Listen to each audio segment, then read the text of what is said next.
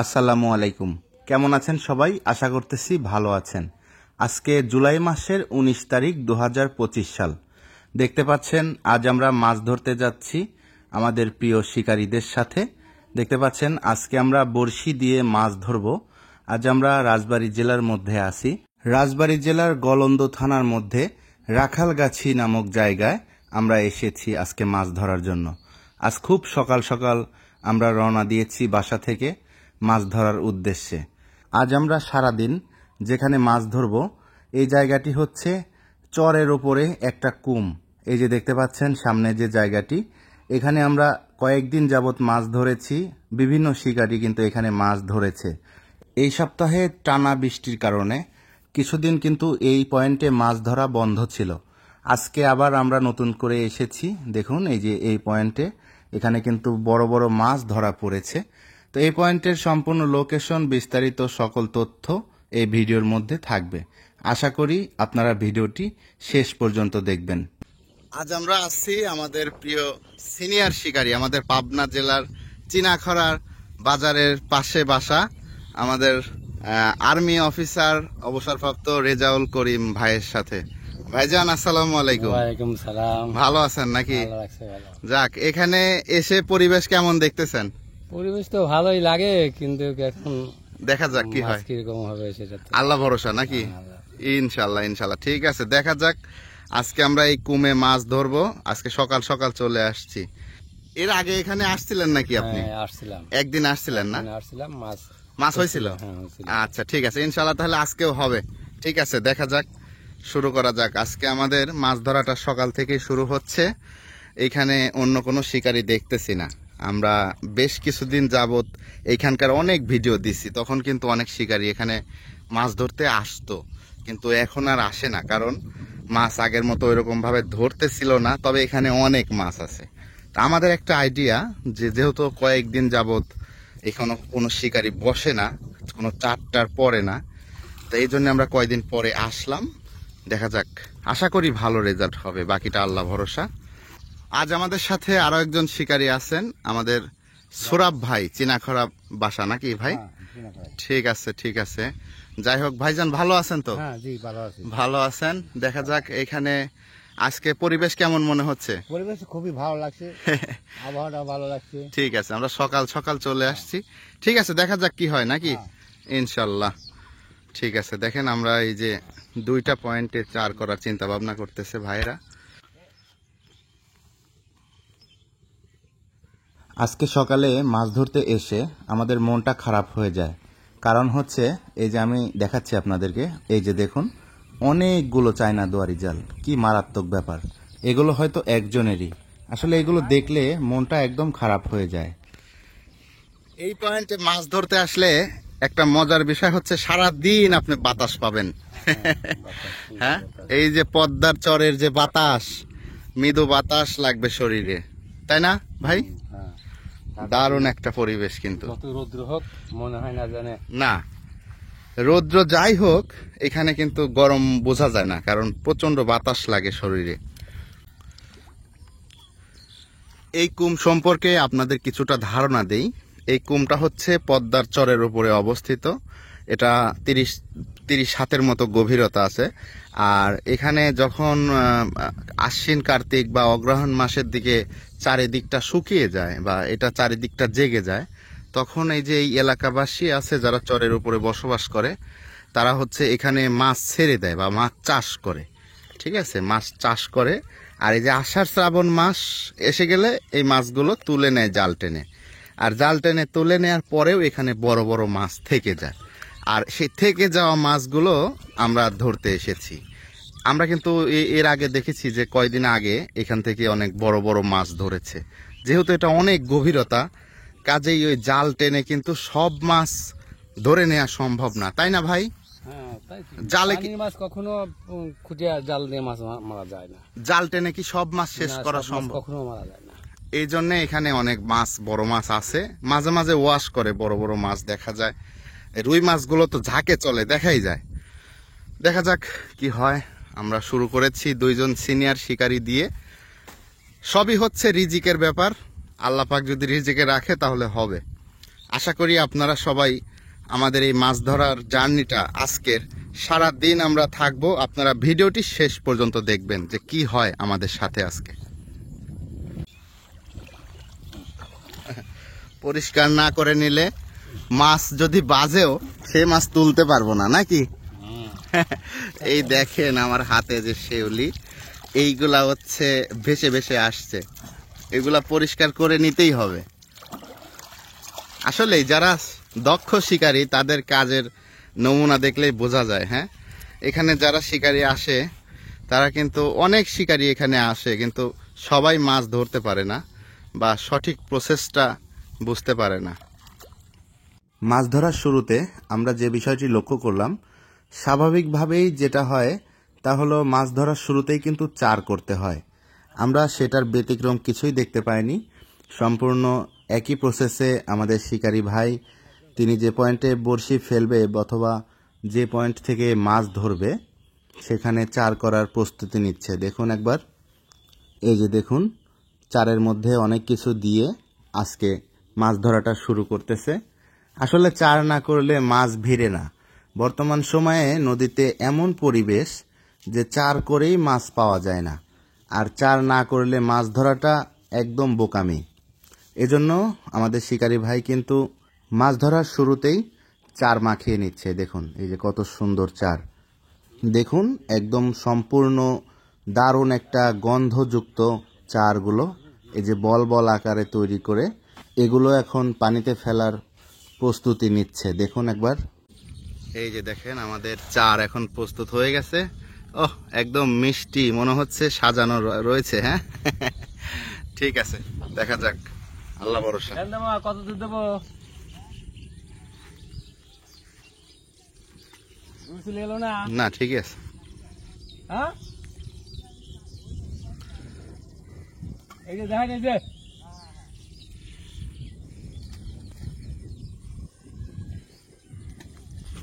আচ্ছা, এরকম আবার হবে নাকি যে চার খেয়েই মাছ চলে যায়? তা হয় না, না? হ্যাঁ, চার খাই মাছ বসে এরকম অনেক সময় হয় না। হয়।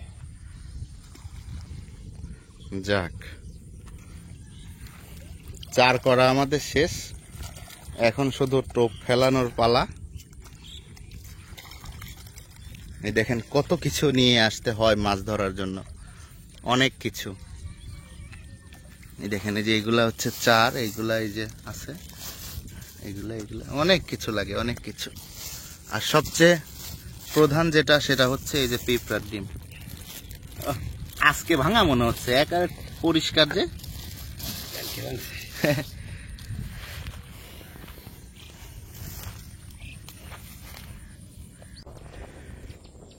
দেখেন আমাদের শিকারী ভাইয়ের কাছে বড়শির বই না কি বলেন এটা, অ্যালবাম অ্যালবাম না?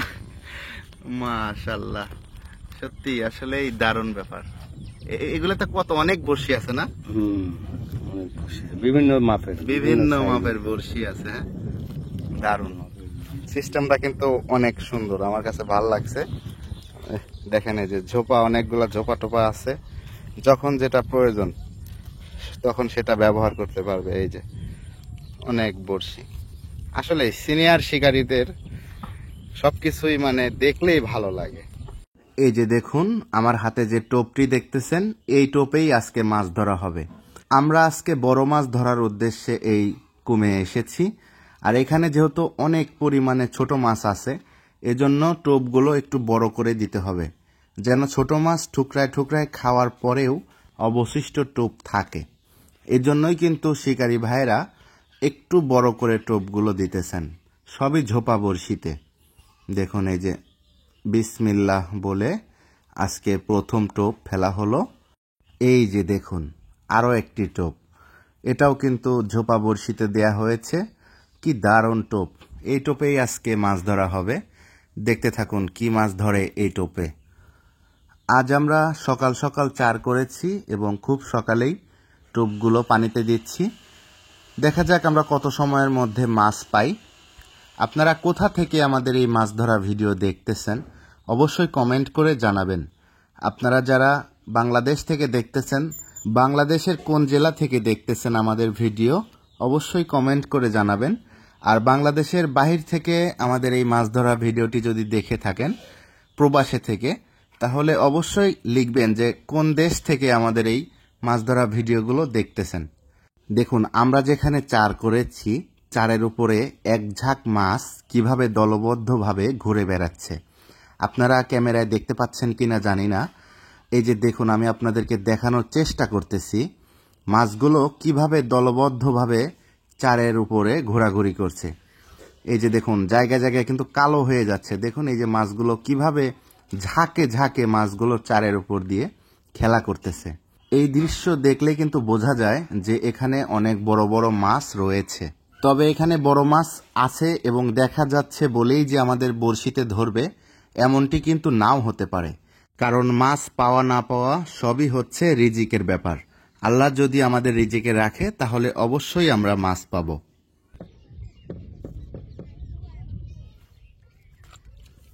আছে না? আছে না? ছোট যাই হোক আছে, দেখতে পাচ্ছেন লাইভ হিট। কি উঠছে এটা? আরে মাশাল্লাহ মাশাল্লাহ, আজকের প্রথম হিট না? দারুণ সাইজ তেলাপিয়া ভিড়ছে আপনার চারে। নেন ছুটান, আপনার চারে তেলাপিয়া ভিড়ছে। তেলাপিয়া মাছের টোপ দেন বেশি করে করে।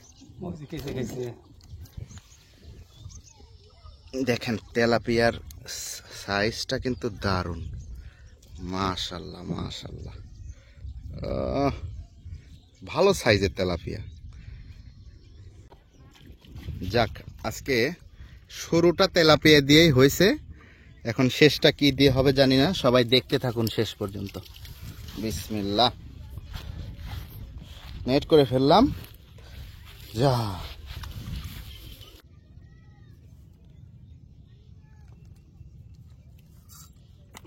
আছে না?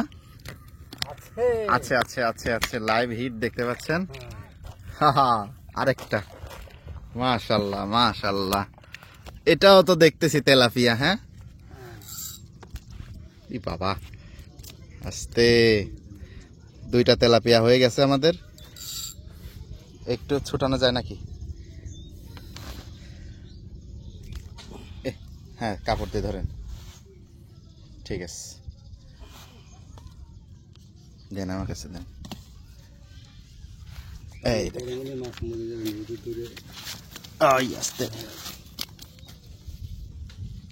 মাশাল্লাহ মাশাল্লাহ, দুইটা হয়ে গেছে আমাদের চারে। শুধু তেলাপিয়া ভিড়ছে আজকে।